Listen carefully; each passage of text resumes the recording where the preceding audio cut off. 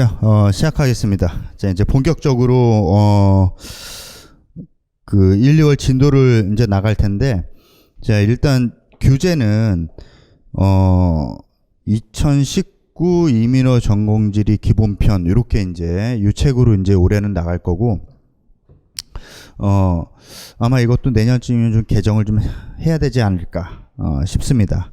자, 일단 그 차례를 이제 쭉 보시면 뭐 경제지리부터 도시지리, 인구지리, 뭐 문화지리 등등등 해서 이제 지형, 기후, 지리교육론까지 그렇게 다 들어가 있는데, 아까도 이제 말씀드린 것처럼 이 책에 나와 있는 내용을 이제 다 하진 않습니다. 다 하진 않고 몇 개 주제는 조금 빼고 갈까 좀 생각 중입니다.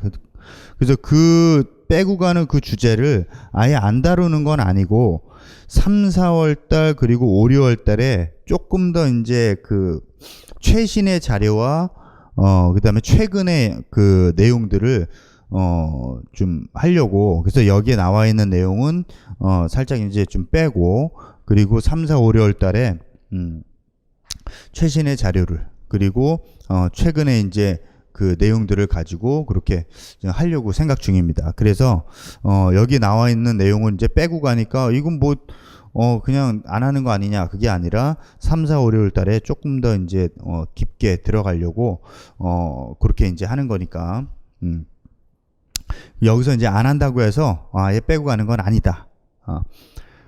그래서 그거는 그때 조금 말씀을 드리도록 하겠습니다.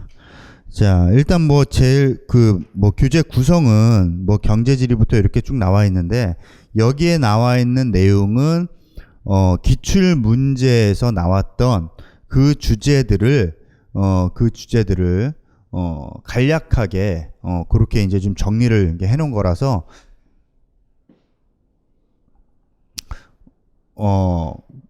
3, 4, 5, 6월 달에 들어가는 것보다는 조금 깊이가 그렇게 이제 얕게 될 수 있습니다.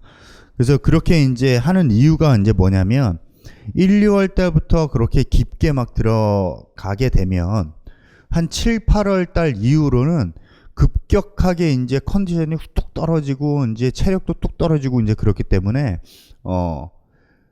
이제 조금씩 내 체력을 올리고 그 실력을 이제 올리는 그런 작업이어서 그래서 한꺼번에 확 이제 나가진 않는다. 뭐 예를 들어서 뭐 이런 겁니다.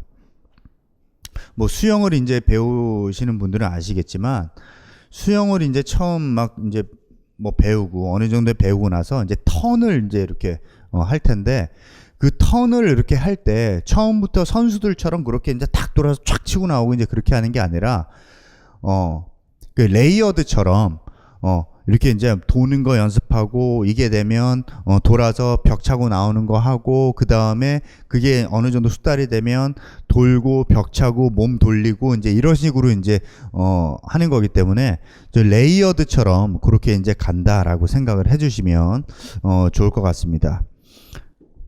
자, 그러면 이제 첫 번째 경제지리부터 이제 보면, 이 경제지리는 농업 입지, 공업 입지, 그 다음에 서비스 입지, 경제의 재구조화, 뭐 경제의 세계화 이렇게 이제 보셔도 되고, 크게 이제 이렇게 구성이 되어 있고, 교통과 도시 발달은 요거는 3, 4월 달에 조금 이제 도시 파트에서 좀 깊게 좀 하려고 생각 중입니다.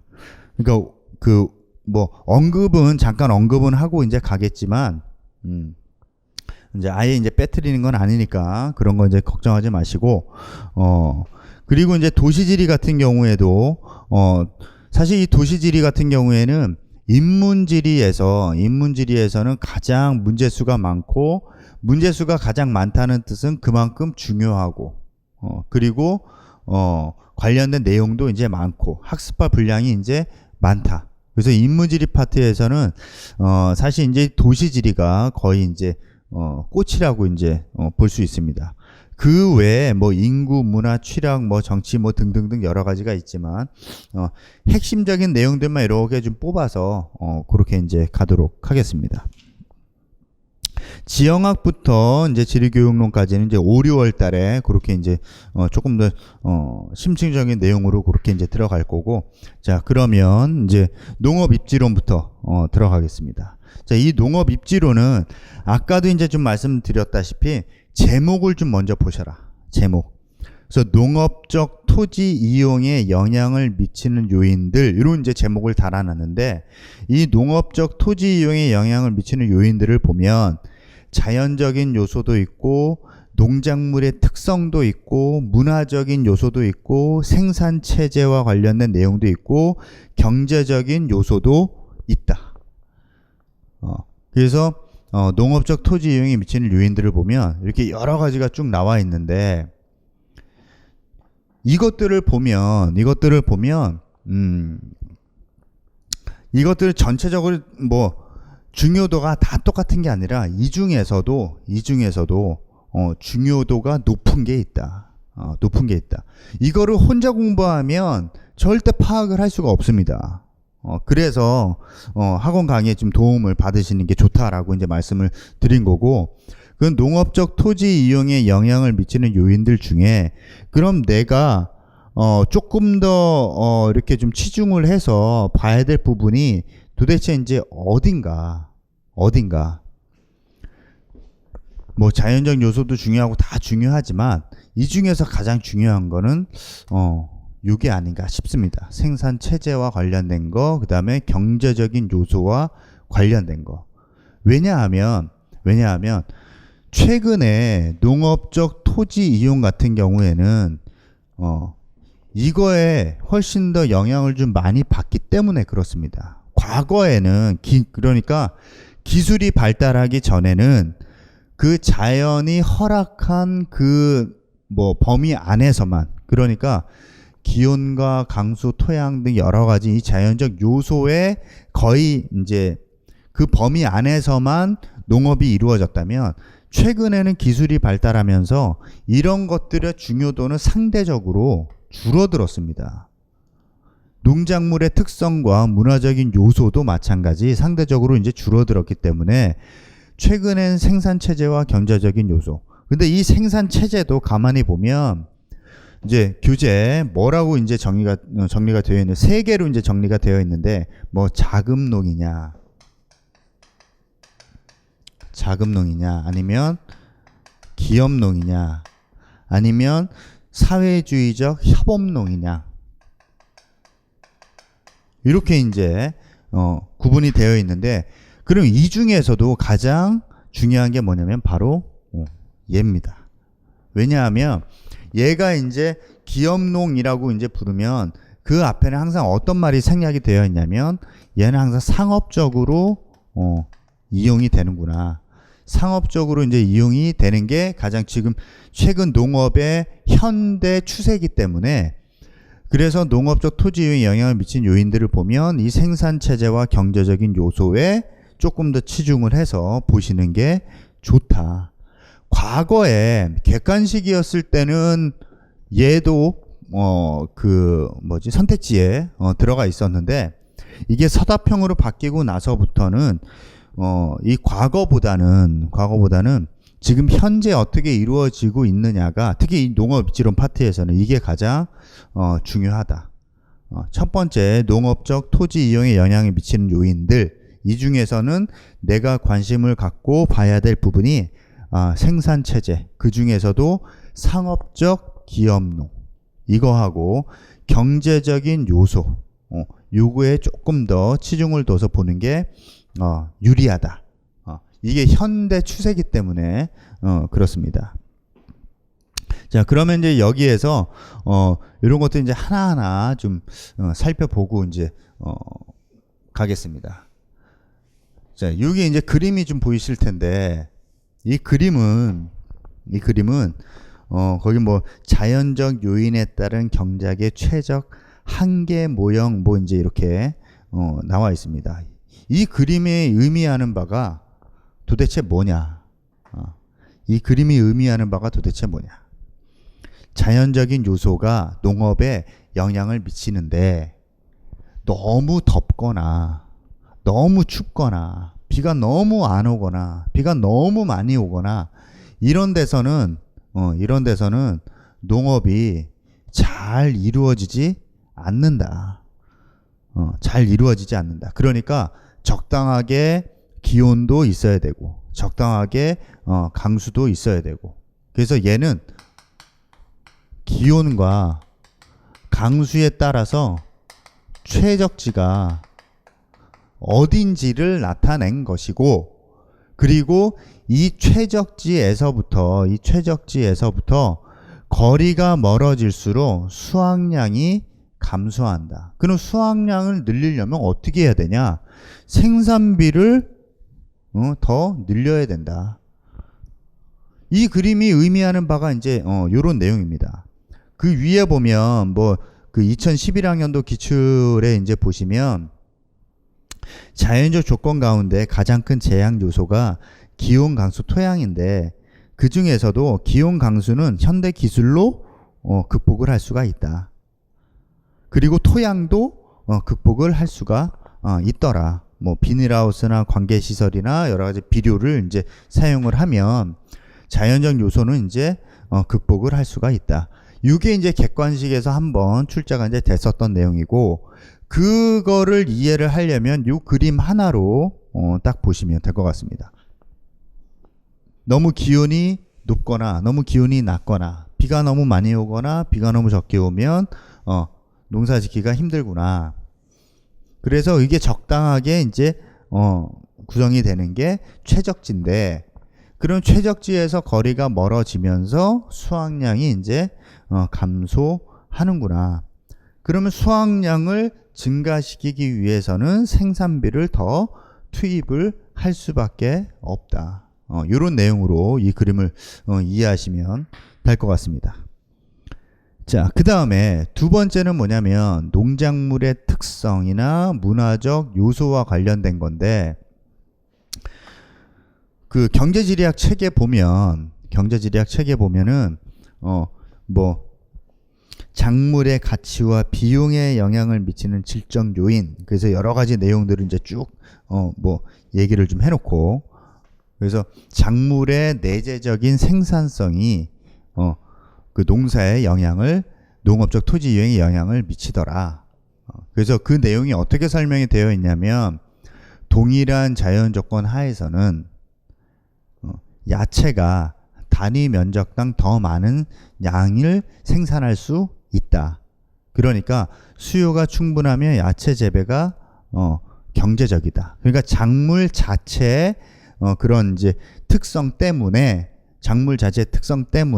이거를 재배하는 게 더 유리하다라고 이제 얘기를 해놓은 거고 그 다음에 낙농 제품이나 곡물 같은 경우에는 신선도와 수송의 영향을 받는다. 그러니까 낙농 제품 같은 경우에는 야채보다 수송에 편리하고 신선도가 높기 때문에 접근성이 양호한 지역에서 재배하는 게 유리하고 곡물 같은 경우에는 수송비가 저렴하고 상하지 않으니까 시장에서 약간 떨어진 지역에서도 재배가 가능하다. 그러니까 꼭 시장 근처가 유리하다. 그런 건 아니다. 뭐 이런 내용으로 얘네들이 이제 보시면 될 것 같습니다. 그 다음에 이제 문화에 따른 식품의 선호도. 그래서 어떤 지역에서는 소를 굉장히 중요시하고 어느 지역에서는 돼지를 굉장히 이제 기피하고 그래서 문화에 따라서 선호도가 이제 달라진다. 뭐 이런 거고 그 다음에 환경에 대한 주민들의 인지 수준은 요건 뭘 얘기하는 거냐면 그 경제지리학 책에 보면 예시가 이제 이런 예시가 들어 있습니다. 미국을 처음 개척했던 앵글로 섹슨족, 뭐 영국 사람들 내지는 아일랜드 사람들 뭐 이런 분들을 보면 습연한 환경에서 계속해서 살아왔었기 때문에 미국을 처음 딱 개척했을 때 미국 동부 지역은 굉장히 습연한 지역이니까 살 수가 있었다. 근데 서부로 가면서 건조해지니까 내가 살아온 거랑 달라. 그러니까 여기는 야 사람이 살 수가 없는 데인가 봐. 그래서 개척을 이제 안 하는. 그래서 환경에 대한 주민들의 인지 수준에 따라서도 농업적 토지 이용이 달라질 수가 있더라. 그래서 이런 내용들은 비교적 이제 쉬운 내용들이니까 이렇게 이제 간단하게 이렇게 보셔도 큰 무리는 없을 것 같습니다. 자, 그 다음에 이제 뭐 생산 체제와 관련된 거는 자금농이냐, 기업농이냐, 협업농이냐. 근데 이 중에서도 아까 이제 말씀드렸다시피 가장 중요한 거는 자본주의적, 상업적 기업농이다. 왜? 가장 현대 추세이기 때문에. 물론 이제 전 지구적으로 보면 자금농이 이제 이루어지는 지역도 있기 때문에 무시는 이제 할 수가 없지만 이게 가장 현대 추세이기 때문에 요거에 초점을 둬서 보시되 또 뭐를 보셔야 되냐면 이 둘을 반드시 비교를 좀 하고 그렇게 이제 보셔야 된다. 그래서 자금농 같은 경우에는 거기 뭐 날개에도 이제 나와 있지만 가족 노동력이 중심이 된다. 노동 집약적이다. 단위 면적당 수확량이 많다. 노동 집약적으로 하니까 당연히 이제 많은 거고. 근데 상업적인 기업농 같은 경우에는 목적 자체가 이윤 추구다. 이윤 추구다. 그리고 기계화가 되면서 생산성이 높아진다. 뭐 농업 생산성 이렇게 보셔도 되고 노동 생산성 이렇게 이제 보셔도 기계화가 되면서 노동 생산성이 높아진다. 이렇게 보셔도 큰 무리는 없습니다. 자, 이게 기계화가 되면 왜 이제 노동 생산성이 이제 높아지냐? 이 위에 거랑 좀 비교를 해보면, 자, 요거는 나중에 이제 미국의 농업 들어가도 똑같이 이제 적용이 되는 건데, 우리나라하고 이제 미국을 좀 비교를 할 겁니다. 우리나라하고 이제 미국을 굳이 뭐 미국까지는 이제 뭐 비교를 안 해도 될 거, 우리나라만 예를 들어도 이제 될 것 같습니다. 자, 우리나라의 경우에 농민 1인당 경작하는 면적이 1헥타르가 조금 안 됩니다. 0.94 뭐 0.9 뭐 그 정도 이제 되는데 1헥타르라고 이제 봅시다. 1헥타르라고 보면 처음에 요 경작을 할 때 10명이 경작을 이제 하고 있었습니다. 줄 서서 쭉 이렇게 이제 모내기를 이렇게 이제 쭉 하고 있는데 줄선 모내기를 이제 쭉 이제 합니다. 자, 이렇게 해서 수확하는 쌀 생산량이 한 뭐 5가마라고 칩시다. 예를 들어서 10명이 투입이 돼서 5가마. 상대적으로 미국은 한 명이 투입돼서 단위 면적당을 보면 한 가마가 나올까 말까입니다. 그러니까 우리는 단위 면적당 생산량이 이 정도 되고 얘는 단위 면적당 생산량이 이 정도 되니까 토지의 생산성은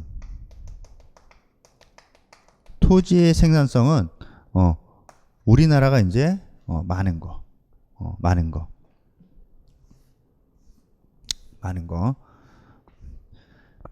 자, 근데 무슨 일이 이제 벌어졌냐면 이 10명 중에서 5명이 서울로 갔습니다. 다시 말하면 이촌향도가 일어난 거. 그러면 이촌향도가 일어났으니까 그러니까 노동력 자체가 적어지니까 뭐를 할 수밖에 없다.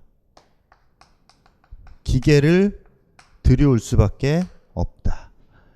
그래서 단위 면적당 생산량이 그 전에 10명이서 5가마를 생산했는데 이제 5명이서 5가마를 이제 생산할 수 있다. 그러니까 처음에는 0.5가마였는데 이제는 어떻게 된 거? 1가마로 바뀐 거. 5명이서 5가마니까 10명이서 5가마일 때 5명이서 5가마일 때. 그러니까 노동력이 이제 줄어들어서 기계화가 됐어. 그러면 뭐가 벌어지냐면 노동 생산성은 어떻게 된다? 증가한다. 그러니까 이거를 노동 생산성이 증가한다 내지는 농업 생산성이 증가한다. 이렇게 이제 보셔도 큰 무리는 없다. 자, 그 다음에 규모의 경제 효과가 일어날 수 있다. 근데 이거는 조금 조심해서 보셔야 되는 게 뭐냐면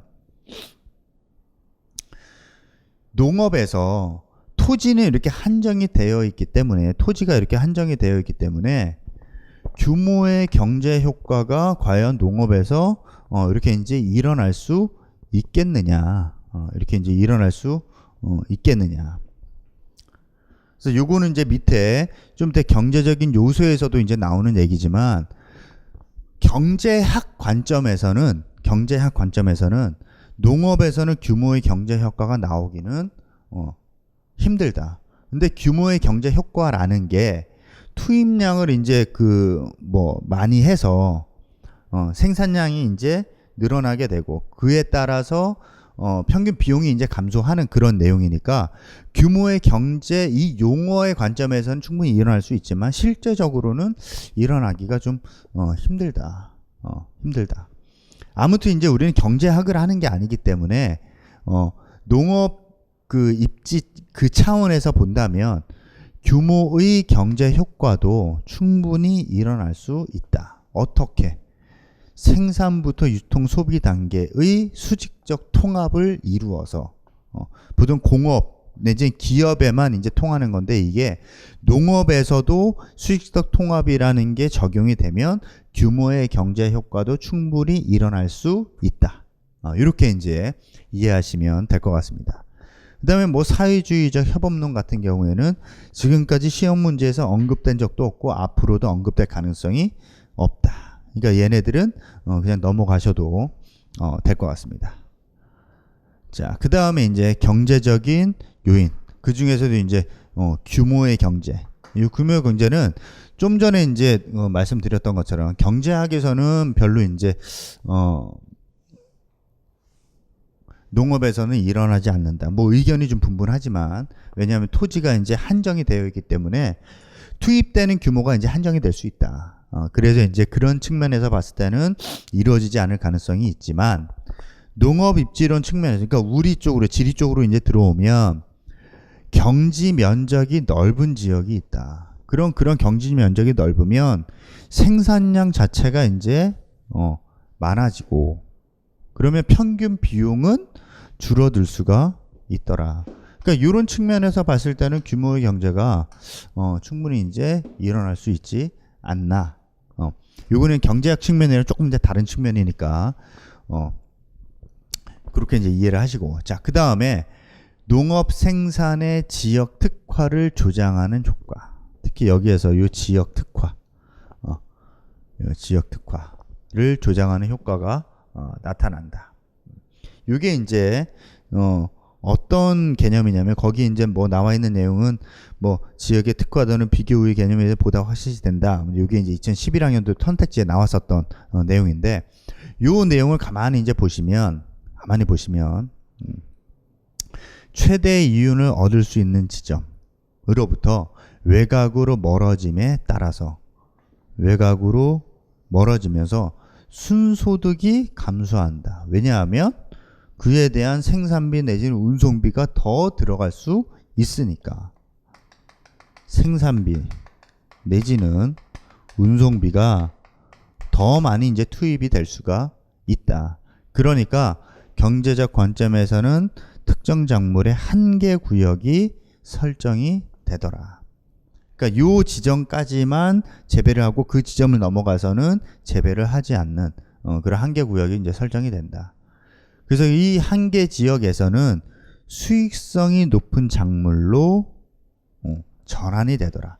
그러니까 거기에서만 재배하는 작물로 전환이 되기 때문에 지역 특화가 일어날 수 있고 그 다음에 그 지역 특화는 비교 우위의 개념에 의해서 나타날 수 있다. 그러니까 이 지점에서는 이것보다는 이걸 재배하는 게 유리해. 그래야 생산비도 덜 들어가고 운송비도 덜 들어가.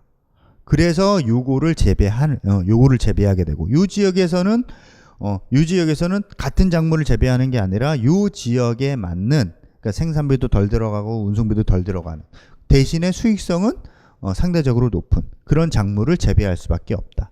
그래서 비교 우위 개념 때문에 지역 특화가 나타날 수 있다 라고 이해를 하시면 될 것 같습니다. 자, 그 다음에 이제 상업적 농업 경제 체제. 요게 이제 가장 핵심이다. 상대적 입지 때문에 그 지역에서는 그 작물을 재배하는 게 가장 유리해. 그래서 소득이 가장 높아. 그러니까 상업적 농업 경제 체제에서는 상대적 입지가 중요하다. 수송비도 달라지고 이윤이 달라져서 토지 이용 패턴이 결정이 된다. 그래서 여기까지 보면은 저거 튀네랑 좀 비슷한데 라는 느낌을 받으시면 지금 공부를 제대로 하고 있는 겁니다. 요 내용이 튀네의 입지 이론과 좀 비슷하구나. 그럼 다시 말하면 이 상업적 농업 경제 체제는 튀넨의 농업 입지론과 연관이 되어 있구나. 그럼 튀넨의 농업 입지론과 관련된 내용을 가만히 잘 보면 다 상업적 농업 경제 체제, 그러니까 상업적 농업을 전제로 얘네들을 다 얘기를 하고 있구나 라고 보셔야 된다는 겁니다. 그렇게 이제 보셔야 제대로 좀 공부를 하고 있는 거지. 상업적 농업 경제 체제 따로, 그 다음에 농업 입지론 따로 이렇게 보시면 안 된다. 안 된다. 그러니까 요거는 뒤에 나오는 농업 입지론, 튀넨의 농업 입지론하고도 연관이 되는 내용이기 때문에, 그래서 상업적 농업, 튀넨의 농업 입지론, 요거는 같은 선상에 놓고 그렇게 맥락을 파악을 하셔야 된다. 자, 그런 이제 내용이고, 자, 그 다음에 이제 뒤로 넘어가겠습니다. 뒤로 이제 넘어가면 물론 기타 농업지 패턴에 영향을 미치는 요소를 보면 자연 환경이 변한다거나 기술 발달이 일어난다거나 정부 정책 그리고 인간의 행태 등등등 여러 가지 내용으로 농업적 입지 패턴에 영향이 이제 달라질 수 있다. 자, 그 다음에 여기에 이제 여기 보면 농산물에 대한 소비자들의 수요에 따라서도 달라질 수 있다. 요거는 이제 또 무슨 얘기냐?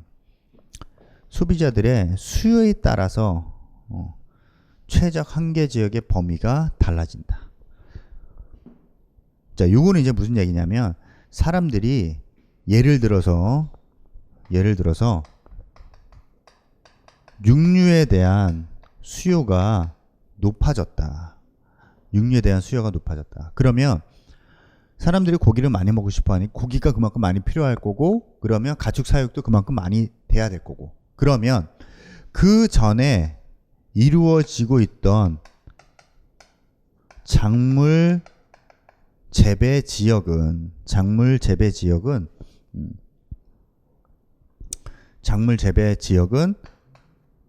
이제 줄일 수밖에 없고, 대신 가축을 먹이려는 사료 작물, 그러니까 여기는 곡물 재배 지역은 곡물 재배 지역, 작물 대신에 곡물 이렇게 이제 쓰시는 게 좋을 것 같습니다. 곡물 재배 지역은 줄어들고 사료 작물 재배 지역은 상대적으로 이제 늘릴 거고, 그래서 범위가 달라질 수 있다. 그래서 이렇게 얘네를 이해하시면 좋을 것 같습니다. 자, 그러면 이제 뒤로 넘기셔서 토지 생산성에 관한 경제적 법칙, 토지 생산성에 관한 경제적 법칙. 어떻게 해야 그 토지에서 그 작물을 가장 많이 재배를 할 수 있고 수익이 가장 높을까? 이거를 얘기를 하고 있는 얘기를 하고 있는 겁니다. 그 재배 지역 중에서 어디에다가 작물을 재배해야 가장 높은 수익성이 나타나느냐, 그거를 토지 생산성에 관한 경제 법칙, 이런 용어를 붙인 겁니다. 그래서 첫 번째가 수학 체감의 법칙, 뭐 두 번째가 뭐 경제지대, 뭐 차액지대, 입지지대, 뭐 이제 이렇게 나오는데, 자, 뭐 수학 체감의 법칙부터 보겠습니다. 이 수학 체감의 법칙은 뭐 간단하게 이렇게 이제 보셔도 될 것 같습니다. 뭐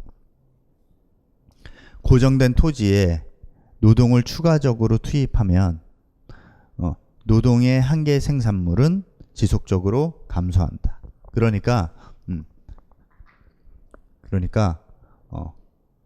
계속해서 토지는 이제 제한이 되어 있는데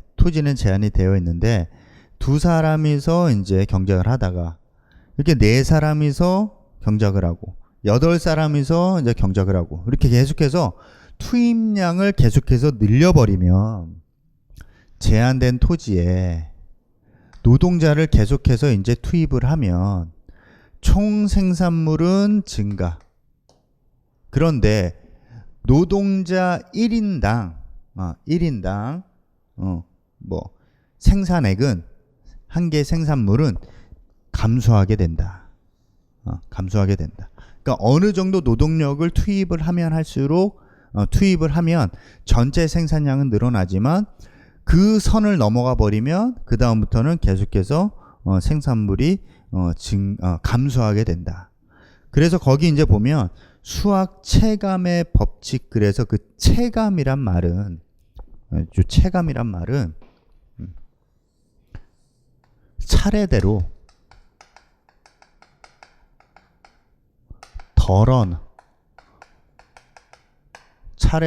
덜어낸다는 의미다. 체감은 이게 줄어든다는 그런 의미니까 차례대로 생산액이 이렇게 덜어진다는 뜻이다. 그래서 수학 체감의 법칙, 이것도 경제 법칙 중에 이제 하나구나. 이렇게 이해하시면 되고, 이것도 지금까지 나온 적은 없었습니다, 사실은. 그래서 개념만 좀 잡고 그렇게 이제 가시면 되고, 이거를 그래프로 나타내면 이렇게 이제 나타낼 수 있다. 어느 정도 투입을 늘리면, 이것도 그 전에 요것부터 좀 말씀을 드려야 되겠습니다. 자, 이렇게 그래프가 나오면 제일 먼저 요거를 보셔야 된다. 가로 세로 지표를 보셔야 된다.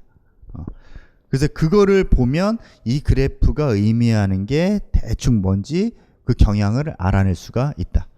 그러니까 투입량을 늘리면 이쪽으로 가서 투입량이 이제 뭐 올라가는 거니까 어느 정도 투입량 늘리면 이렇게 급격하게 이렇게 이제 올라간다. 그런데 그 투입량이 어느 선을 지나면 산출량이, 그러니까 투입량이 계속해서 투입이 될 때는 산출량도 계속해서 이제 이렇게 올라가는데 어느 정도 지나게 되면 투입량이 늘어나면 늘어날수록 산출량은 이렇게 이제 감소되는 현상이 이제 나타나더라. 그래서 이거를 수학 체감의 법칙, 이렇게 이제 나타나고, 요 반대도 있습니다. 뭐 수학 체증의 법칙. 이건 투입되면 투입될수록 계속해서 이제 늘어나는 거니까, 이거는 농업 분야에서 나타나는 건 아니고 뭐 첨단 산업 분야, IT나 첨단 산업 분야에서는 그런 식으로 이제 나타나기도 합니다. 수학 체증의 법칙이라고 해서 나타나기도 한다. 근데 농업 파트에서는 수학 체감의 법칙. 자, 이렇게 이제 보시면 되고, 그 다음에 경제지대가 나와 있는데, 이 경제지대 같은 경우에는 거기 이제 개념이 이제 좀 간단합니다. 뭐 토지를 이용할 때 토지로부터 회수되는 잉여이익, 요거는 토지 소유자 입장에서 얘기한 거고, 그 토지 사용자 입장에서는 토지 소유자에게 지불하는 지대, 그거를 경제지대 이렇게 이제 얘기를 하고, 그 다음에 뭐 계약지대는 뭐 임대료 정도 생각하시면 되고, 자, 그 다음에 이제 차액지대는 거기 이제 개념에 이제 나와 있는데, 토지의 자연 조건, 그 중에서도 요 비옥도의 차이, 토지의 자연 조건 중에서 여러 가지 조건들이 있겠지만 그 중에서도 비옥도 차이에 따라서 작물의 생산량이 달라진다. 그래서 순소득의 차이가 나게 된다. 그러니까 포인트가 리카르도의 차익지대는 토지의 자연 조건 중 비옥도 차이에 따라서 생산량이 달라지고 순수익의 차이가 나게 된다. 그래서 그 차익이 지주, 그러니까 토지 소유자에게 가는 그 지대를 차익지대. 그러니까 이 차익지대는 포인트를 이렇게 잡으시면 됩니다. 비옥도 차이에 따라서 달라지는 지대. 요거 다시 말하면 생산성의 차이. 이 생산성의 차이에 따른 이제 지대다. 생산성의 차이에 따른 지대. 요거를 차익지대. 이렇게 이제 보시면 될 것 같습니다. 밑에 나와 있는 내용도 똑같은 내용입니다. 서로 다른 생산성 때문에 발생하는 지대고, 그 다음에 비옥도가 높은 지대와 낮은 지대 사이에서 발생하는 그 차익을 토지 소유자에게 지불되는 지대, 그거를 리카르도의 차익지대라고 이제 얘기를 하는데, 요거 다음에 나오는 게 이제 튀넨의 입지지대입니다. 그럼 요 입지지대의 개념은 뭐냐? 입지지대의 개념은 뭐냐? 비옥도만 고려하면 안 된다. 비옥도 말고, 자, 요것도 이제 넘어가고, 뭐 특정 작물의 최적지로부터 외곽으로 갈수록 비옥도가 낮아진다. 그래서 생산비가 증가되고, 그래서 이윤의 공간적 한계 지점이 이제 설정이 된다. 그 이제 그림이 이제 바로 요 그림입니다. 최적지에서 늘어날수록 생산비는 늘어난다. 지대는 이제 줄어들지만. 그래서 비옥도 차이에 따라서 나타나는 지대다. 그 밑에 이제 그림 밑에 나와 있는 이 설명 같은 경우에는 아까 8페이지에서 얘기했던 거랑 뭐 비슷한 얘기입니다. 최적지에서 멀어질수록 비옥도가 낮아진다. 비옥도가 낮아진다. 요 얘기를 보면 얘는 리카르도의 차익지대를 지금 설명하고 있는 거구나. 이렇게 감을 이제 잡으시면 될 것 같습니다. 비옥도가 높고 낮고 그 차이에 따라서 나타나는 지대. 그래서 외곽으로 갈수록 생산비는 증가한다. 시장 가격이 이제 80만 원이다. 그러면 한계 범위는 시장 가격에서 생산비를 뺀 지대가 재료가 되는 그런 지점이다. 그 지점이 바로 이제 여기다. 뭐 요 내용입니다. 80만 원, 시장 가격이 80만 원인데 생산비가 이제 80만 원이 드는 거니까 그러면 지대가 제로가 되는 요 지점까지 재배가 되는구나. 시장 가격이 이제 80만 원이라고 이렇게 딱 정해지면 그럼 거기까지만 재배가 되고 그 이후로는 재배를 하지 않는다. 그래서 요거는 비옥도 차이에 따라서 생산비가 달라지고 거기에 따른 지대가 달라진다는 의미구나. 그래서 이런 것들을 얘기한 사람이 리카르도의 차익지대. 그래서 개념을 이렇게 잡으시면 되고, 그럼 튀넨 같은 경우에는 그것만 고려하면 안 된다. 그것만 고려하면 안 된다. 비옥도가 같아도 지대는 발생할 수 있다. 왜? 운송비가 달라지니까. 시장에서부터 거리가 멀면 멀수록 운송비가 증가하기 때문에 운송비를 고려해야 된다. 그러니까 이 튀넨이 얘기하는 이 입지지대는 비옥도가 차이가 있는 거를 인정을 하면서, 그러니까 차익지대도 오케이, 그래, 그 말도 맞아. 근데 그거 말고 수송비, 운송비도 있어. 왜냐하면 얘가 거리가 멀어질수록 시장에서부터 거리가 멀어질수록 높아지기 때문에 이것도 고려해야 돼 라고 얘기한 게 입지지대입니다. 입지지대입니다. 그러니까 시장과 가까운 거리에 있는 지역의 지대가 가장 높고 멀수록 지대가 감소한다. 그러니까 이렇게 나타난다. 그리고 경작의 한계 지점에서는 지대가 발생하지 않는다. 그러니까 여기까지만 재배하고 요 이후로는 재배하지 않는다. 자, 그럼 다시 이렇게 좀 정리를 하면 차액지대는 비옥도에 따라서 지대가 달라지는구나. 근데 튀내는 비옥도가 같아도 운송비가 많으면 운송비가 많아지면 지대는 달라진다.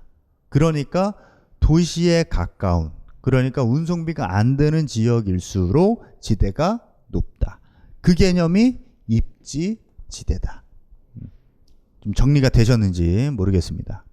그래서 요거는 튀넨의 이제 그 고립국 이론에서도 이제 나오니까 지금 요거를 이해하면 그 뒤에 것도 이제 충분히 잘 이해할 수가 있다. 자, 요거는 이제 뭐냐면 요거는 입지지대를 표현한 그래프. 자, 요거는 차액지대를 표현한 그래프. 비옥도가 다르니까 지대도 달라. 이거는 그래, 비옥도가 같아도 지대는 달라. 왜? 운송비가 영향을 미치니까. 생산비는 동일하게 들고 시장 가격은 고정이 되어 있고, 그러니까 시장에서부터 거리가 멀어질수록 운송비가 이렇게 증가를 하니 여기에서는 운송비가 요거밖에 안 되는데 여기에서는 운송비가 이만큼 들어. 그러니까 시장에 가까울수록 농부의 수익, 지대는 많아. 시장에서부터 멀수록 지대는 적어져. 수익은 적어져. 거기에 영향을 미치는 게 뭐다? 운송비다. 요게 입지지대 개념이다. 그러니까 이거를 이렇게 바꿔놓은 겁니다. 지대 곡선은. 그러니까 시장에서부터 거리가 멀어지면서 농부의 이익은 줄어든다. 그런데 요 구간을 넘어가면 심는 순간 지대 농부의 수익이 마이너스가 돼버리기 때문에 심는 순간 마이너스니까 심지 않는다.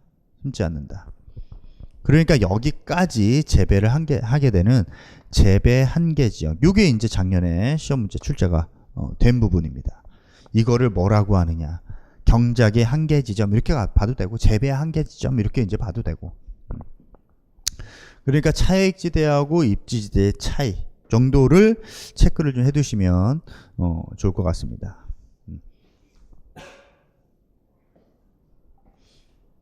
자, 여기까지 이제 보시면 입지지대와 차액지대는 뭐 크게 좀 정리가 좀 된 것 같고, 자, 이제부터 이제 요 튀넨이라고 하는 사람이 만든 그 이론을 좀 보겠습니다. 이 사람만 없었다면 우리가 공부를 되게 쉽게 할 수 있었는데 이 사람 때문에 아주 공부가 아주 어려워진 우리한테는 아주 뭐 마음에 안 드는 사람입니다. 자, 일단 기본적으로 고립국 이론은 그 본 튀넨의 고립국 이론, 그 제목에 이제 보시면 고립국 이론, 왜 고립국 이론이라고 했을까? 왜? 아무 생각 없이 고립국 이론 이렇게 가는 게 아니라 왜 고립국 이론이라고 했을까? 왜? 이거는 전제 조건을 잘 보셔야 된다. 전제 조건에 따르면 외부와의 교역이 없다. 그러니까 고립돼 있다. 이런 의미에서 고립국 이론이라는 명칭을 붙은 거고, 그 다음에 이제 또 하나, 전제 조건. 이 조건을 왜 붙였을까? 이론을 얘기하는데 조건을 왜 붙였을까? 이제 저것도 생각해 보면 좀 간단한 얘기인데 이것까지 생각을 안 한다는 게 문제다. 자, 우리가 여러 가지 이제 자연적인 법칙이 있다. 뭐 예를 들어서 뭐 이런 게 있습니다. 예를 들어서 자연과학이 있고 사회과학이 있습니다. 지금 뭐 하고 있는 거냐면 저 조건이 왜 붙었는지를 왜 붙었는지를 말씀드리려고 이제 하는 거니까. 자연과학은 이게 원인이 있으면 사회과학도 마찬가지지만 자연과학, 사회과학, 과학이라는 얘기는 어떤 원인이 있으면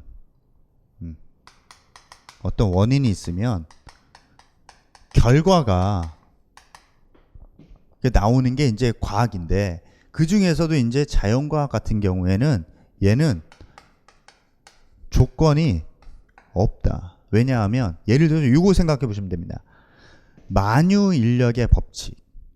이거는 이 조건에서는 맞고 이 조건에서는 안 맞는다? 그게 아니라는 겁니다. 어떠한 조건에서도 얘는 다 맞는다.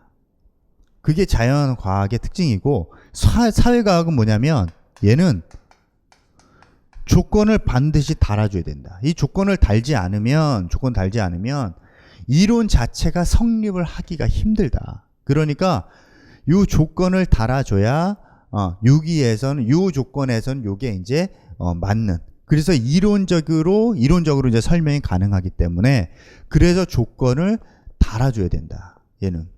그래서 자연과학은 조건이 없어도 다 통용이 되지만 사회과학은 조건을 달아줘야 그 이론이 성립할 수가 있더라. 그래서 이 고립국 이론을 설명을 하기 위해서 전제 조건을 달아놓은 겁니다. 근데 이 전제 조건을 달아놓지 않으면 이론 자체가 성립을 안 하기 때문에 그래서 이제 저 조건을 이제 달아놓은 거고, 그 다음에 그 제목 옆에 보면은 영어로 이제 써놨습니다. What kinds of. What kinds of. 그러니까 이게 이제 뭐냐면 이렇게 토지가 있는데 이 토지에 어떠한 작물을 심어야 나한테 가장 이 토지 소유자가 가장 이익이 될까? 그거를 설명한 게 바로 고립국 이론이다. 그러니까 포인트를 요거로 이제 딱 잡으시면 됩니다. 어떤 종류의 작물을 심어야 나한테 그 토지 소유자가 가장 이익일까? 그거를 밝힌 이론이 고립국 이론이다. 고립국 이론이다. 그래서 실제로 이 그 튀넨 같은 경우에는 요거 이제 가기 전에 실제로 튀넨 같은 경우에는 땅 주인이었습니다. 그러니까 아버지도 이제 땅 주인이었고, 그 다음에 본인도 이제 나중에 땅 주인이었는데 그 당시에 이게 1800년대 초에 나온 이론인데, 그 당시에는 이 땅 주인이 거의 뭐 머슴처럼 노예처럼 막 이제 그 사람들을 막 부리고 있었는데, 튀넨은 그 당시 상황에서는 맞지 않는 여러 가지 정책을 쓰고 있었습니다. 뭐 예를 들어서 뭐 복지 정책, 그러니까 내 땅에서 일하고 있는 사람들에 대한 복지 정책, 그 다음에 뭐 퇴직금, 뭐 이런 등등등. 그러니까 지금 현재 그렇게 그 각종 회사나 이런 데서 하고 있는 그런 정책들을, 복지 정책들을 1800년대 초에 이미 쓰고 있었다. 1800년대. 그래서 그 땅 주인이었을 때 어떻게 하면 더 이제 생산성을 더 높이고 더 많이 이익이 되고 우리 노동자들도 더 이제 복지가 향상될까를 고민했던 사람이 바로 이제 튀넨이다. 자, 그 다음에 이 이론을 전개시키기 위해서 여러 가지 전제 조건을 이제 달았는데, 이 전제 조건은 자, 지금 웬만하면 제가 지리에서는 이제 강의할 때나 어떨 때나 웬만하면 암기를 해라 라는 말은 잘 안 하는데, 이 전제 조건은 암기를 하고 있으면 좀 편해집니다. 근데 그 암기를 그냥 그냥 맨 땅에 헤딩하듯이 그렇게 막 외우는 게 아니라 하나씩 그 맥락을 이해하면 쉽게 좀 암기가 될 수 있다. 자, 예를 들어서 이제 요겁니다. 첫 번째가 고립된 지역이다. 그래서 내용을 보면 외부 지역과는 교류가 전혀 이루어지지 않는다. 그러니까 외부 지역과는 교류가 이루어지지 않는다. 자, 여기에 요건 좀 빼서 여기다가 이제 좀 가겠습니다. 여기다가 외부 지역과는 교류가 나타나지 않는다. 외부 지역과 교류가 이제 나타나지 않는다. 그러니까 얘가 고립돼 있으니까 고립국 이론 이렇게 이제 붙인 거고, 그 다음에 외부 세계와 단절된 국가로서 중앙에는 하나의 소비시장만 존재한다. 하나의 소비시장만 존재한다. 여기에 도시가 하나만 있다.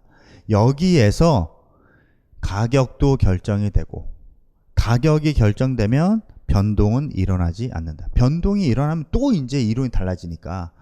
그래서 외부 지역과 교류가 이루어지지 않는 고립국, 그리고 이 국가의 중앙에 하나의 도시만 존재하고 이 도시에서 가격이 결정된다.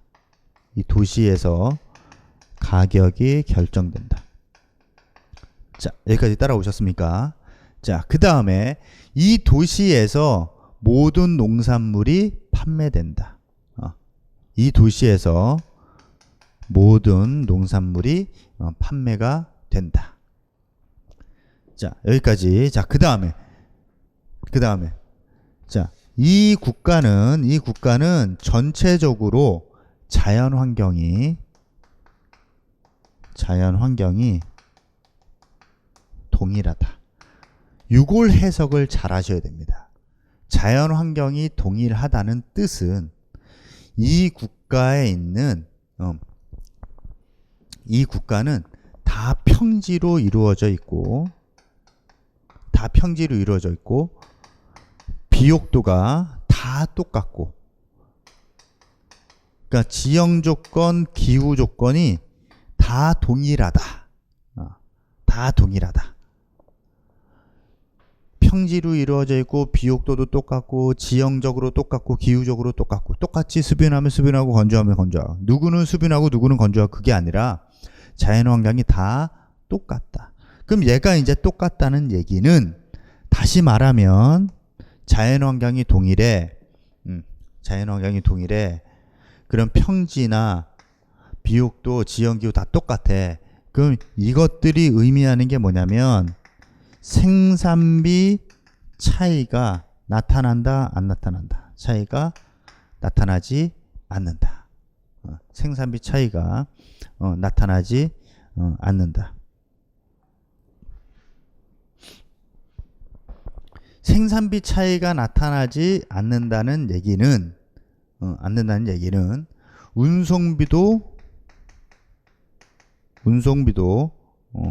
동일하다.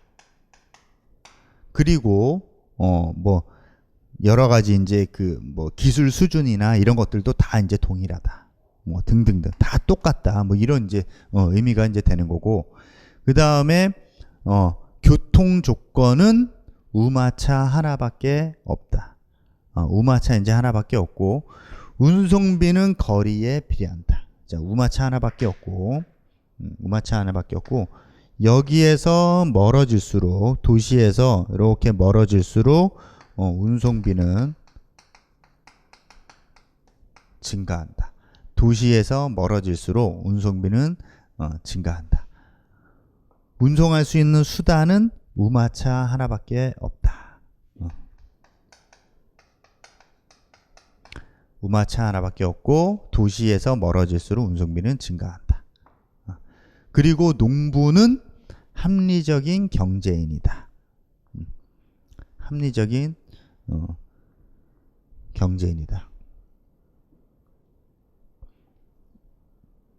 합리적인 경제인이라는 뜻은 거기 뭐 이윤을 극대화하기 위해서 합리적으로 행동하는 경제인이다. 최소의 비용으로 최대 효과를 보려는 사람이다.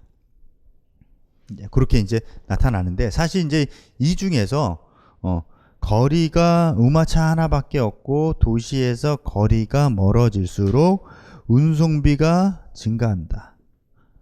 그러니까 여기에서 지금 얘기하고자 하는 이유는 얘기하고자 하고 초점은 그러면 순이윤 내지는 이익 여기에 영향을 미치는 것은 순이익에 영향을 미치는 건 뭐밖에 없다. 요거밖에 없다. 운송비밖에 없다. 왜냐하면 얘가 다 동일하다고 했으니까. 얘가 다 동일하다고 했기 때문에 순이익에 영향을 미치는 건 운송비밖에 없다. 그래서 얘기하고자 하는 아까 그 지대가 입지지대, 운송비의 영향을 받아서 나타나는. 그래서 전제 조건을 그래서 이렇게 이제 좀 체크를 해두시면 좋을 것 같습니다. 이렇게 외부 지역과 교류가 일어나지 않고, 그 다음에 도시가 하나밖에 없고 이 도시에서 모든 소비가 이루어지고 판매도 이루어지고 가격도 결정되고, 그리고 전체적으로 지형이 동일하고 기후도 동일하고 비옥도도 동일하고, 그러니까 생산비 차이가 없다라는 뜻이고, 그리고 교통수단은 우마차밖에 없고 거리가 멀어지면서 도시에서부터 거리가 멀어지면서 운송비가 증가한다. 그러니까 농부의 이익에 영향을 주는 변수는 운송비밖에 없다. 그래서 나오는 게 입지지대다. 이렇게 이제 정리하시면 될 것 같습니다. 자, 그 다음에 그 밑에 나오는 이제 뭐 전개 과정 이렇게 이제 나오는데, 자, 단일 작물에 대한 입지지대 곡선 그랬습니다. 단일 작물에 대한 입지지대 곡선. 자, 요것도 보면 전제 조건이랑 내용이 비슷합니다.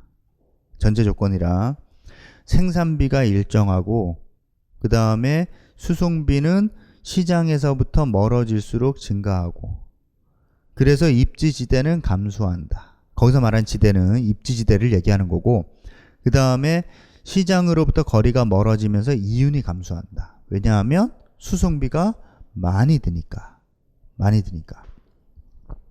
수송비가 많이 드니까. 그럼 여기에서 그런 결론은 이제 뭐냐? 지금 시장에서부터 거리가 이렇게 멀어지면서 한계 지대 곡선, 그러니까 지대 곡선, 입지지대 이렇게 보셔도 됩니다. 입지지대. 얘가 이렇게 지금 줄어들고 있다. 그러니까 이 줄어드는 이유가 수송비가 비싸지니까. 그러니까 수송비가 안 드는, 운송비가 안 드는 이 도시 중심지가 지대가 가장 높다. 그러면 농부의 입장은, 농부는 아까도 이제 봤다시피 농부는 합리적인 경제인이다. 그러니까 최대의 효과를 보려고 하는 사람이기 때문에 농부의 입장에서는 어디에서 경작을 하는 게 가장 유리하다. 중심지에서 내지는 여기에서 경작을 하는 게 가장 유리하다. 그러니까 도시의 근처에 있으면 지대가 높으니까 거기에서 계속해서 이제 이용을 하려고 농부들이 지대가 가장 높기 때문에 경쟁이 나타날 수밖에 없다. 경쟁이 이제 나타날 수밖에 없다. 뭐 이런 이제 얘기를 이제 하고 싶은 거고, 그 다음에 이윤의 뭐 한계 지점이 이제 이렇게 나타나고, 요 이후부터는 재배하지 않는다. 그래서 얘를 중심으로 이렇게 돌리면 경작의 한계 지역이 이제 나타난다. 이제 그런 이제 그림인 거고. 자, 그 다음에 요 그림은 뭐냐면, 좀 전에 이제 말씀드렸던 것처럼 도시에, 그러니까 시장 내지는 도시에 가까울수록 운송비가 안 드니까 지대가 가장 높다. 지대가 가장 높다. 그러니까 지대가 이제 가장 높으니까 이 시장 근처에서 농부들은 경쟁을 할 수밖에 없다. 그러니까 시장 근처에서는 집약적인 농업을 이렇게 이제 집약적인 농업을 할 수밖에 없고, 거리가 멀수록 주방적인 농업을 할 수밖에 없다. 근데 그거를 뭐를 이용해서 이제 설명을 하고 있냐면, 최대 유효 이용 원리를 이용해서 설명을 하고 있다. 뭐 중심 시장과 가까운 거리에 있는 토지는 훨씬 집약적으로 이용한다. 중심 시장과 가까운 거리는 얘는 집약적으로 이용한다. 왜냐하면 여기에 있어야 최대 효과를 보니까. 그거를 다른 말로 최대 유효 이용 원리에 따라서 집약적으로 그리고 효율적으로 토지를 이용할 수 있다.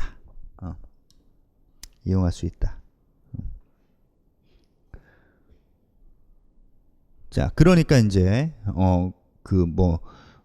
농업적인 토지 이용의 패턴이 이렇게 이제 결정이 된다. 농업적 토지 이용의 패턴이 이용 패턴이 이렇게 이제 결정이 된다. 그러니까 요거는 이제 단일 작물일 경우에 시장에 가까이 있어야 더 집약적으로 이용하고 효율적으로 이용할 수 있다. 근데 그거를 최대 유효 이용 원리에 의해서 이렇게 이제 나타나고, 그 다음에 어느 한계를 지나면 경작을 이제 하지 않는 경작의 한계 지점이 이제 나타나게 된다.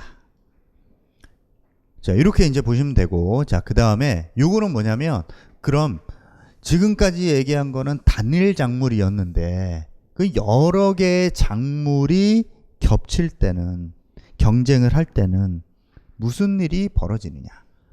여러 작물이 경합을 벌일 때는 그 지대 곡선이 이제 어떻게 바뀌느냐? 이것도 이제 마찬가지 최대 유효 이용의 원리에 따른다. 왜냐하면 여기 중심, 도시 내지는 뭐 시장, 뭐 등등등, 이거에 도시나 시장 가까울수록 지대가 이제 높아지니까, 이 지대가 높으면 이 지대를 지불할 수 있는 작물이 재배된다. 그러니까 지대를 지불할 수 있는, 지대 지불 능력이 높은 이런 작물이 재배된다.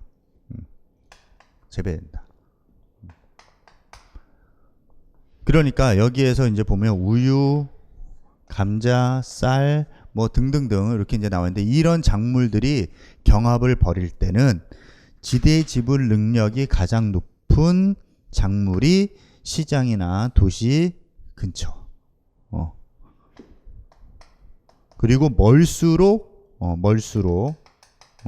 지대 지불이 낮은 작물이 재배된다.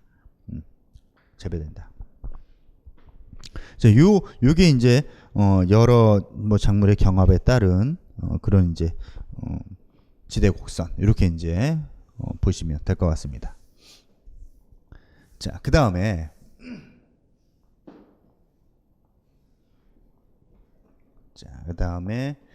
이제 고립국 이제 토지 이용 패턴. 자, 이 고립국 토지 이용 패턴 요거는 이제 뭐냐면 앞에 이런 전제 조건을 가지고 이런 이제 전제 조건을 갖고 자, 이런 전제 조건을 가지고 그 다음에 이렇게 이제 토지 이용이 전개되고 이렇게 토지 이용이 전개가 되고 그리고 나서 각종 지대가 나타나는 이렇게 이제 입지지대가 이제 나타나게 되는데 그러면 실제 생활에서는 그러니까 실제 현실에서는 어떻게 나타나겠느냐 이런 조건을 가지고 이렇게 전개를 시키고 이렇게 지대가 나타났는데 그리고 나서 결론이 뭐냐라고 지금 얘기를 하고 있는 겁니다. 그 결론이 뭐냐? 6개 동시모드로 나타난다 이겁니다. 이 결과 이러이러 토지 이용의 전개 결과 6개 동시모드로 이제 나타나더라. 근데 요거는 이제 수정이 된 경우고 이렇게 나타나더라. 자, 총 6개의 지대가 이제 이렇게 나타나는데 1지대는 지금 여기는 이제 빨간색으로 된 거는 얘는 중심 시장이고 그다음에 시장 옆에 자유농업. 여기 노란 게 얘가 이제 자유농업. 낙농이나 원예와 같은 이런 이제 자유농업. 이 자유농업 같이 낙농이나 원예 같은 경우에는 얘는 잘 상하니까 시장 근처에 있어야 된다. 뭐 이제 이런 거고. 그 다음에 그 옆에 임업. 요 옆에 이렇게 이제 임업이 나타나더라. 그래서 뭐 건축 재료로 이용이 되고 수요가 많았기 때문에 중심 시장 근처에 이제 이렇게 나타나는 거고. 그 다음에 윤제식, 돌려짓기, 윤제식. 그 다음에 곡초식, 삼포식, 주방적 농업. 이렇게 6개 동시몬으로 이제 나타나더라. 자, 이것들을 왜 이렇게 자세하게 하냐? 작년, 재작년 문제를 보면 되게 이제 좀 구체적으로 기본적인 내용을 구체적으로 좀 물어보는 그런 추세인 것 같아서 그래서 이것도 1, 2, 3, 4, 5, 6지대 이런 게 있어요 라고 이제 너무 그냥 넘어갔었는데 그래서 올해는 이런 것들 하나하나 좀 설명을 좀 하려고 합니다. 물론 이제 3, 4월 달은 조금 더 깊게 요거는 뭐 쉽게 상하니까 도시 근처에 있어야 된다 이거고 임업 같은 경우는 당시 수요가 많았다. 그리고 윤제식 인구가 늘어나니까 이제는 돌려짓기 그리고 거리가 멀어질수록 조방적으로 이용한다. 그러니까 결론은 뭐냐면 도시에 가까울수록 집약적으로 이용하고 토지를 멀수록 조방적으로 이용한다. 요게 이제 포인트입니다. 그래서 그 날개에 관련된 이제 결론을 이렇게 이제 드렸고 그 다음에 얘는 북서부 유럽 농업의 변화인데 얘는 그 3, 4월 달에 다시 좀 하겠습니다. 그래서 호남 농업에서 뭐 낙농업으로 지금 현재 북서부 유럽 지역이 삼포식 농업에서 혼합 낙농업으로 이렇게 전환이 된 과정. 요거는 3, 4월 달에 조금 더 이제 자세하게 이렇게 보겠습니다.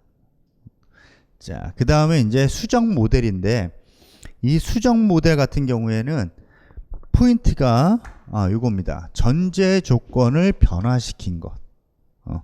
전제 조건을 변화시킨 것. 전제 조건을 변화시키면 동심원의 형태가 왜곡이 된다. 그래서 처음에는 이 전제 조건을 보면 이런 그 고립국에다가 그 다음에 자연환경도 동일하고 도시가 하나밖에 없고 우마차도 하나밖에 없고 운송비가 이제 거리에 따라 증가하고 그래서 뭐 순이윤에 영향을 미치는 건 운송비밖에 없다 라고 이제 전제 조건을 깔았는데 그 전제 조건을 변화를 시키면 예를 들어서 이제 이렇게 하천이 강한 하천이 생긴다든지 또 다른 도시가 생긴다든지 자연 조건이 다르다든지 교통이 발달하면 동심원 형태가 왜곡이 되더라. 첫 번째, 강한 하천이 이제 존재하면 지금 얘는 뭐냐면 이렇게 갈수록 이렇게 이제 갈수록 어떻게 변화가 됐는지를 보여주는 겁니다. 그러니까 얘는 볼 필요 없이 얘하고 얘만 이제 보시면 되는데 1, 2, 3, 4, 5, 6 지대가 나타났다. 이론상으로는 6개의 동심원 지대가 있다. 그래서 외곽으로 갈수록 조방적이고 도시로 갈수록 집약적이다. 그래서 중심 도시 근처에는 자유식 농업을 하고 여기 자유식 농업을 하고 그 다음에 두 번째는 뭐 임업 그 다음에 윤제식 곡초식 산포식 그 다음에 방목 순으로 이제 이루어졌는데 이렇게 하천이 생기면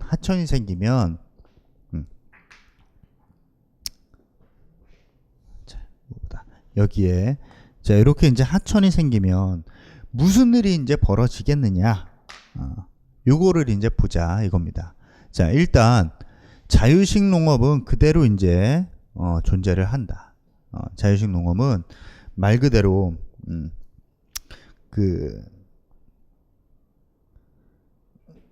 잘 상하고 단위거리당 운송비가 이제 비싸고 그래서 도시 근처에 있는 게 유리하다. 그래서 중심 도시와 가까운 지역은 동심원 형태를 유지한다. 얘는 도시와 가까운 지대는 동심원을 유지한다. 자, 그리고 이 지대는 임업지대는 지금 어떻게 바뀌었냐면 이렇게 도시와 떨어져서 임업지대는 도시와 떨어져서 나타난다. 도시에서 떨어진 지역으로 나타난다.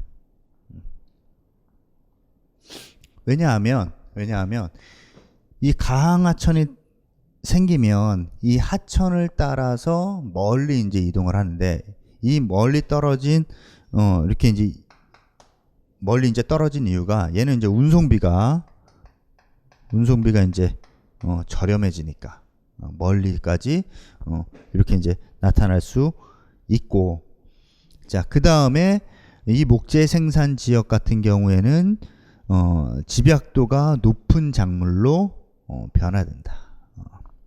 그러니까 원래는 요 근처에 이제 있었을 거니까 집약도가 높은 작물로 전환이 된다.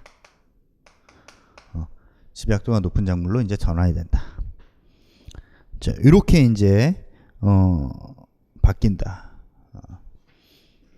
자, 여기 이제 가항하천이 존재하는 경우에 그래서 이렇게 6개의 동심원이 있었는데 1지대는 그대로 이제 유지가 되고 1지대는 그대로 이제 유지가 되고 왜냐하면 거기 뭐 신속한 수송을 요구하는 작물이 있다. 그리고 수송거리가 짧아서 수온을 이용하지 않으니까 그대로 이제 동심을 유지하고 그 다음에 2지대는 운송비가 저렴해지면서 중심 도시에서 멀어진 지역에 나타난다. 이런 정도로 보시면 될 것 같습니다. 자, 그 다음에 이제 또 다른 도시가 나타나는 경우에는 얘는 포인트가 이제 뭐냐면 또 다른 도시가 나타나는 경우.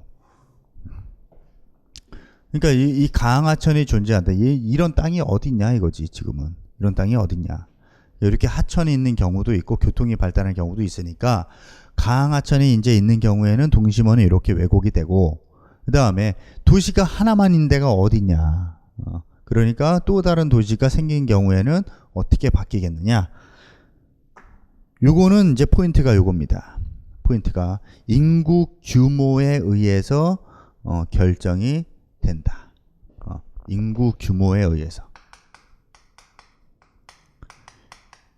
인구 규모에 의해서 결정이 된다. 그래서 얘는 인구 규모가 상대적으로 이제 얘보다 작은 경우에, 그 얘는 인구 규모가 동일한 경우에 이렇게 이제 나타나더라. 그리고 여기에 이제 뭐 이렇게 점선으로 이제 되어 있는 거는 거기에 이제 보면 무차별선에 의해서 지대의 경계가 설정이 된다. 그래서 뭐 경계가 되는 곳이 아니라 상권이 연결되는 부분이 이제 무차별선이다.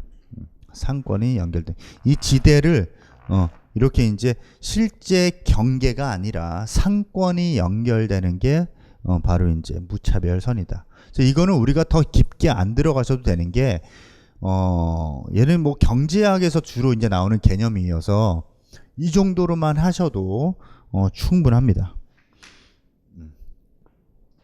자, 그 다음에 자연 조건이 동일한 데가 어딨냐. 다 다르지. 다 다르지. 그래서 시장으로부터 거리가 멀어지면서 비옥도가 원래 이제 이렇게 낮아지는데 실제로는 이렇게 높은 데도 있고 멀어지면 이렇게 낮은 데도 있고 그 다음에 다시 이렇게 이제 높은 지역도 나타나더라. 그러니까 순소득이 예전에는 도시에 가까울수록 시장 가까울수록 제일 높았는데 지금은 비옥도가 다르다. 그러니까 시장으로부터 더 먼 거리에 있는 요 지점이 요 지점보다 순이익이 더 높게 나타날 수도 있다. 그렇게 되면 경작지가 이렇게 더 늘어날 수도 있다. 경작지가 더 이렇게 이제 늘어날 수도 있다. 그래서 이렇게 이제 비옥도가 높아지면 외곽으로 갈수록 비옥도가 이제 높아지는 경우도 이제 생기니까 이렇게 생기니까 비옥도가 높으면 경작지는 이제 확대가 된다. 확대가 된다. 그 비옥도가 이제 높다는 얘기는 그만큼 생산비는 들지 않는다. 먼저 이런 얘기니까 간단하게 이렇게 이제 보시면 될 것 같습니다. 자, 그 다음에 교통축을 따라서 도시가 발달하는 경우도 있다. 이때는 뭐 별 형태의 모양으로 도시가 발달한다. 교통축의 방향에 따라서 별 모양의 패턴이 형성이 되더라. 그래서 얘 같은 경우에는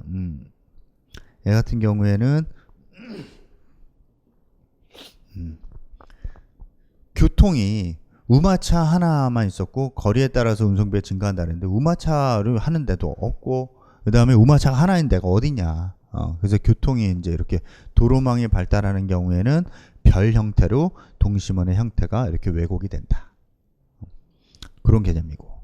자, 그 다음에 뭐 17페이지 뭐 평가를 보면 튀내는 농어 입지에 대한 평가. 요거는 뭐 입지지대와 수송비는 서로 이제 반비례 관계다.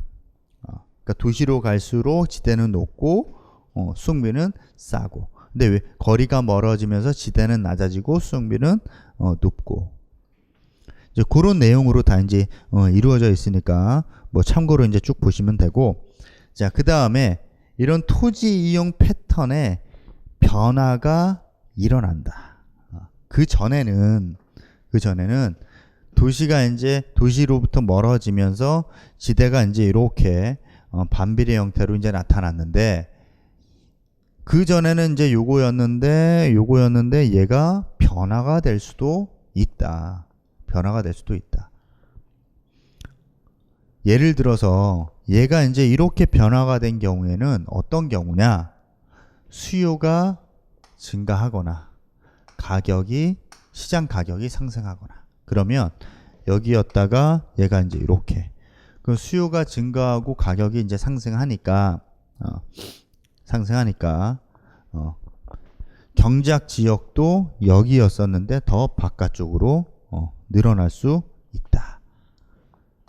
그래서 얘가 이제 이렇게 일어난 경우에는 이렇게 수요가 증가하거나 시장 가격이 상승한 경우를 지금 얘기를 하고 있다. 그 시장 가격이 이제 상승을 한 경우는 시장 가격이 이제 이렇게 상승한 경우는 뭐 수요가 많아진 경우. 그러니까 수요가 많아진 경우 시장 가격이 이렇게 상승한다. 자, 그다음에 기술이 이제 발달하면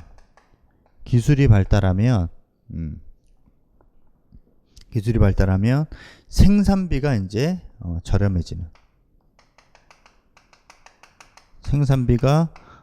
저렴해지는 경우도 해당된다. 그러니까 얘가 여기에서 이렇게 경작 지역도 늘어나고 이렇게 이제 지대도 높아지는 경우에는 수요가 증가하면서 시장 가격이 상승하는 경우, 아니면 기술이 발달해서 생산비가 저렴해지는 경우에 해당한다.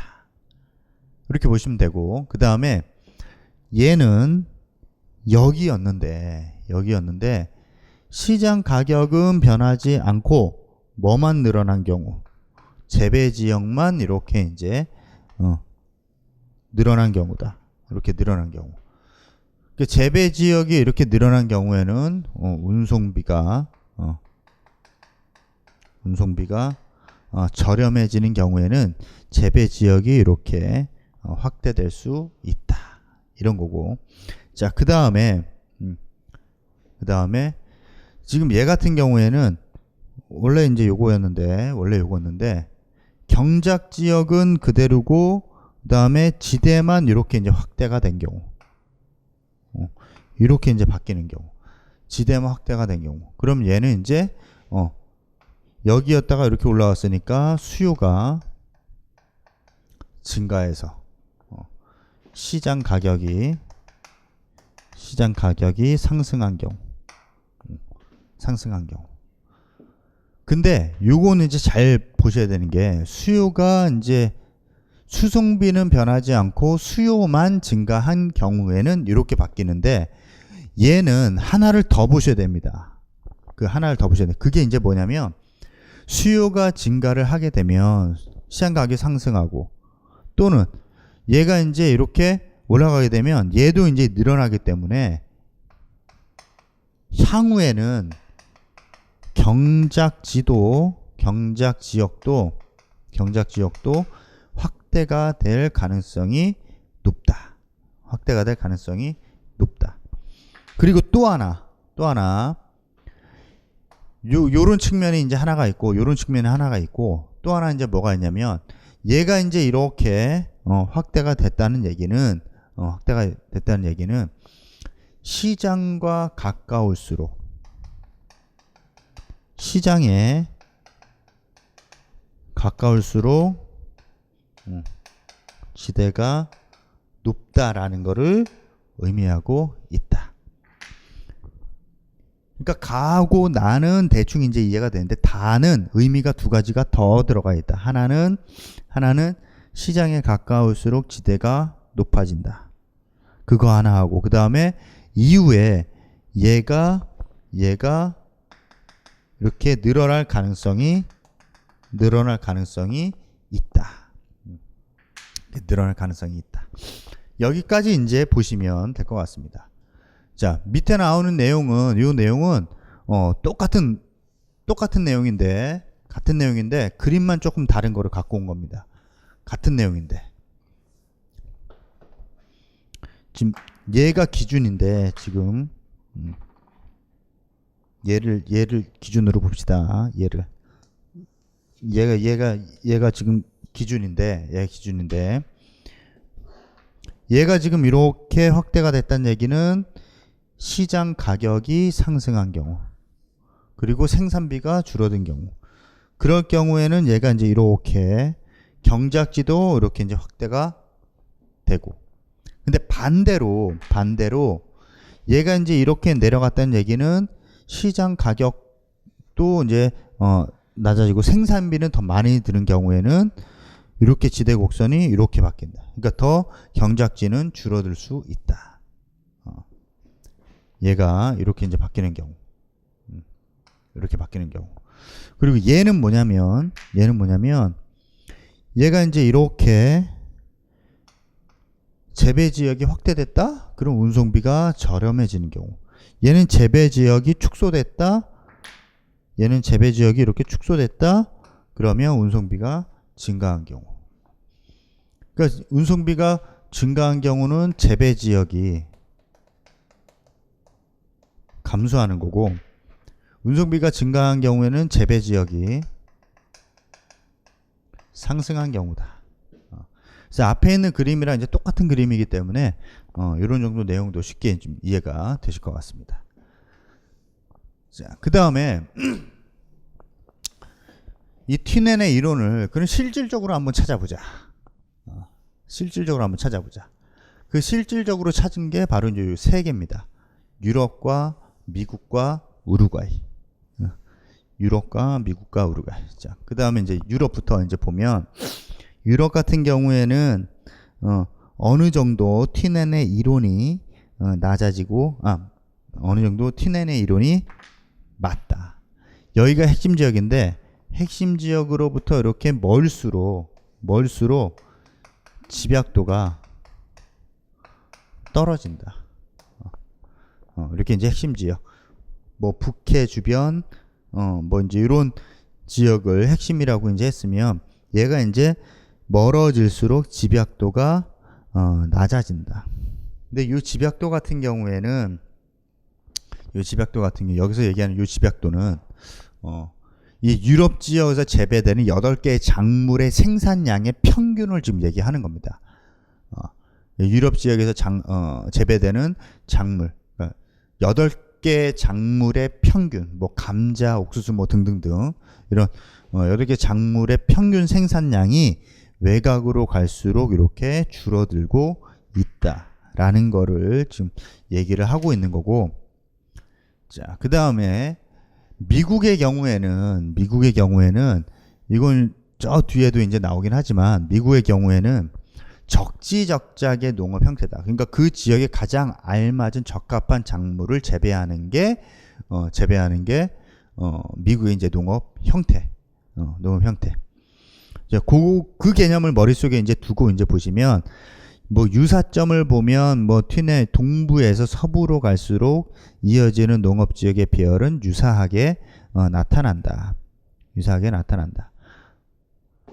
뭐 차이점을 보면 남부에서 북부로 이어지는 작물의 배열 순서의 차이가 나타난다. 옥수수 지대가 면화 담배 지역 북쪽에 형성되어 있다. 옥수수 지대가 면화 지역보다 북쪽에 이제 나타나는 게 실제다. 실제로는 이렇게 이제 나타나더라. 뭐 이제 이런 내용이고, 그 다음에 우루과이 같은 경우에는 거기 뭐 가나다 이렇게 이제 돼 있지만, 유사점은 뭐 지형 기후가 동질적이다. 그러니까 튀넨의 그 고립국 이론에서 나오는 그 전제 조건하고 좀 비슷하다. 그리고 뭐 과수원의 낙로 곡물 방목순으로 이제 나타나고, 그 다음에 중심에서 거리가 멀어질수록 집약도가 낮아진다. 뭐 이런 내용들은 튀넨의 이론하고 거의 비슷하게 이제 나타나는 거고, 그 다음에 차이점은 뭐냐면, 크게 얘가 이제 원래 튀넨의 이론, 그리고 얘가 이제 실제, 얘가 이론적인 그런 부분. 그럼 나는 뭐냐면 비옥도 차이하고 교통축을 고려한 경우. 비옥도 차이하고 교통축을 고려한 경우. 그래서 거기 그 뭐 날개 보시면 자연환경하고 뭐 교통조건의 차이 이렇게 나와 있는데, 자연환경하고 교통. 얘는 이제 뭐 비옥도를 고려한 거. 그렇게 이제 보시면 될 것 같습니다. 그러면 이제 차이가 이제 나더라. 차이가 나더라. 호남 농업지대가 이제 나타나고, 그 다음에 교통축 곡물지대, 방목지대가 이제 세분화되어 있다. 그래서 얘네들은 이렇게, 얘네들을 고려했을 때는 이렇게 나타나고, 이론적으로는 이렇게 나타나고, 실제로는 이렇게 이제 나타나더라. 그 특징을 이제 보라는 거니까 이 정도만 하고 넘어가셔도 될 것 같습니다. 자, 그 다음에 튀넨의 모델에 대한 뭐 반증적 연구, 뭐 이것도 간단한 내용이니까 간단한 내용이니까 간단하게만 좀 살펴보고 가겠습니다. 이제 싱클레어라는 사람이 튀넨의 이론과는 정반대인. 핵심만 보고 가시면 이겁니다. 튀넨 같은 경우에는 도시에 가까울수록 이제 집약적이었다. 근데 멀수록 조방적으로 나타난다. 이게 이제 튀넨이었는데, 싱클레어는 도시에 가까울수록 조방적으로 이용하고 멀수록 집약적으로 이용한다. 이게 이제 차이점. 왜 그러냐? 거기 이제 그 동그라미 1번에 보시면 뭐 도시화가 급속도로 진행되고 있는 경우에는 투기의 목적으로 토지를 소유하게 된다. 자, 답이 나왔습니다. 투기의 목적으로 토지를 소유하기 때문에. 튀넨은 투기의 목적이 아니라 이제 농사를 짓기 위한 그런 목적이었는데, 싱클레어는 투기의 목적으로. 그래서 반대로 이제 나타난다 라는 얘기고, 그 다음에 거기 이제 요 그래프를 잘 분석을 이제 해보시면 요 말이 나옵니다. 토지의 농업적인 가치. 여기에 조금 더 치중을 좀 관심을 좀 가지셔야 될 것 같은데, 이 농업적 가치라는 요 말을 보면, 도시 근처에는 농업적인 가치가 낮고, 도시에서 멀수록 농업적인 가치가 늘어난다. 이게 이제 무슨 얘기냐면 집약도에 따라서 지가가 이제 달라지기 때문에. 그러니까 농업용 토지가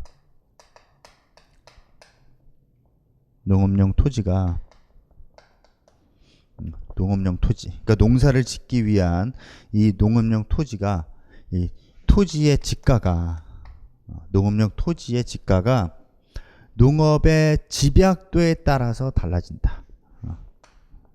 농업의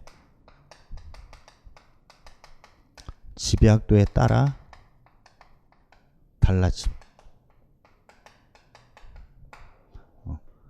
그러니까 농업용 토지의 지가가 집약도에 따라서 달라진다. 그러니까 도시 근처니까 농업용으로 토지를 이용하지 않으니까 농업적 토지의 가치는 낮고, 멀수록 상대적으로 집약적으로 이제 이용을 하니까 농업용 토지의 가치는 높게 나타난다. 그래서 이 말에 조금 더 치중을 이렇게 이제 하셨으면 좋겠습니다. 농업용 토지의 가치의 의미에 대해서. 자, 그리고 나서 이제 비교를 이렇게 좀 해보면, 튀넨은 뭐 생산 수단으로 토지를 그러니까 농사를 짓기 위한 걸로 인식을 했다면, 싱클레어는 투기의 목적으로 토지를 이제 인식했다. 그리고 얘는 이제 수송비에 의해서 공간이 조직이 됐다면 도시와의 거리, 절대거리에 의해서, 그리고 이제는 개발도상국이라면 선진국, 그리고 중심지와의 거리를 따져보면 가까울수록 집약적, 멀수록 주방적인데 얘는 가까울수록 주방적, 멀수록 집약적. 그래서 이 중심지와의 거리를 따라서 이렇게 이제 해놓은 거는 농업적 가치. 거기 이제 그래프에 나오는 토지의 농업적 가치를 지금 얘기하고 있다라는 걸 이제 보시면 되고, 그 다음에 튀넨의 이론은 좀 거시적이고 얘는 좀 미시적이다. 이 얘기는 이제 뭐냐면, 얘는 이제 조금 더 큰 틀에서 전 한 국가의 이제 토지 이용 패턴을 보면 어느 정도 이제 맞아 들어가고 있다. 근데 싱클레어는 그게 아니라 어느 한 도시, 조금 더 이제 구체적이고 좀 국지적이고 이제 그런 지역에서는 맞는다. 그러니까 선진국에서 도시가 확대되는 경우, 얘는 개발도상국의 거의 뭐 전체, 이렇게 이제 봤을 때 차이가 이제 이렇게 나타나더라. 뭐 이제 그런 얘기입니다. 자, 그 다음에